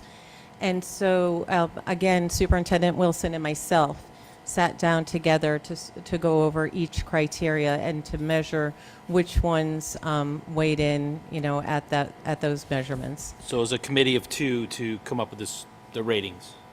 Correct. Basically, okay. Right. And this is only a recommendation. But again, the board has had the full bid packets for a couple of days now. I took a look at them. I've been digging through it to make sure that the fee schedules are still what I think they are, and they are. I will say, as someone in an administrative function in municipal government, I would love to get a $125 an hour rate. But either way, I see the references, I see the prices. I personally would be content to take the superintendent's recommendation, but do folks have additional questions or other thoughts about that before we start moving things and voting on them? I think it's a good step. It's been a long time coming. The public understands we didn't want to do this. It's been years in the making, and hopefully we get the results that everybody can be happy with, because we don't know. Anyone else? Glenn, did you want to add more? Have any more questions? You want to give us a second? We'll give you. No, we'll give you a second. Okay. I didn't see this 2 days ago, so it's kind of like a big. I understand. Okay, well, if there's no more questions, no more items for discussion, I would hear a motion to approve the superintendent's recommended bidder for the forensic audit related to the internal service fund, which is CRI. Is that right? Yeah. And to authorize the administration to enter into a contract thereof. I have some more questions, so I kind of want to pause on this. Do you want to Just a table it? couple- Yeah. Okay, so just move to yeah. table it, get a If we second, we'll could, table it. Yeah, so then, that way, just give everybody a chance, if you need to look at it a little bit more. I just have a couple questions, and with Michael not being here, I want to just clarify some things with him before we vote. I'm sorry. Okay, so I'm is, comfortable voting with the questions I have, so. yeah, is there a motion and second to table? Is there a second? I'll second that. Great. All those in favor? Any opposed? All right, so this is tabled, in theory indefinitely, because we didn't set a time, but I expect that we will place this back on the agenda for a very soon future meeting. Okay, so that is disposed of. We have a possible executive session regarding a discussion concerning an attorney-client privilege communication related to alternative educational opportunities in accordance with Connecticut General Statutes 10-74K. I would caveat that if the board does move to go into executive session in a moment, we will leave so that you all don't have to. Is there a motion to enter executive session inviting in Dr. Amanda Torres and Assistant Superintendent Sue Ferguson? So moved. Is there a second? Second. All those in favor? Aye. Any opposed? Okay, we are in executive session at 7:20, and again, the board will leave. You can all remain where you are.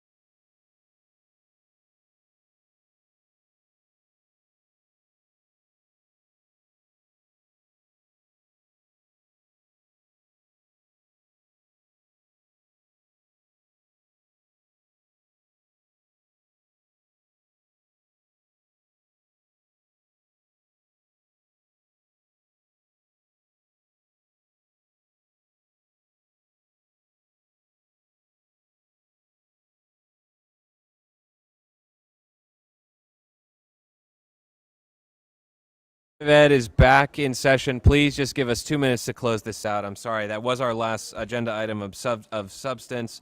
I just need a little bit of quiet in here, please, so we can transact the last of our business. We have items for the upcoming agenda. We will have all of the usual fare, some things probably from school improvement related to potentially some curriculum, some programs, certainly test results, et cetera. Yeah. For future meetings, possibly clarification on student dress code. That came from Kristen. She had to cut off. She wasn't feeling well. Okay. So whatever she means by that specifically, we will either place it on our agenda or refer it to the appropriate committee. Next, we have comments for the good of the order. We'll start at the far end with Mr. Knight. Mr. Kisco. Mr. Cronin. Is it Mr. Putnam next? I can't see. All good. Mr. Euclideo. Ms. Hona. Mr. Berger. All set, thank you. Ms. DePretis. All set. Great. Ms. Veens. Do you have a mic? Oh, you do. All set, thank you. All set, thank you. All set, thank you. All set, thank you. Have a good evening, everybody. Have a great evening. Thank you very much. It's not that I don't know or care about any of your names. I just wanted to go faster. I also will have nothing to add for comments of the good of the order because whatever comments I do have are about to be on the news. So with that, we'll do future meetings. Wednesday, October 1st. We have school improvement and policy. That's 5:30, and then immediately following, or 6 p.m. Wednesday, and that's at Vogel Wetmore. Also at Vogel Wetmore on Wednesday, the 8th of October, we have facilities and technology at 5:30 and 6 p.m. or immediately following, we have the budget committee. And lastly, in this very room on Wednesday, October the 22nd, at 5:30, we have the regular Board of Education meeting. With that, I'll hear a motion to adjourn. Is there a second? All those in favor? Aye. Any opposed?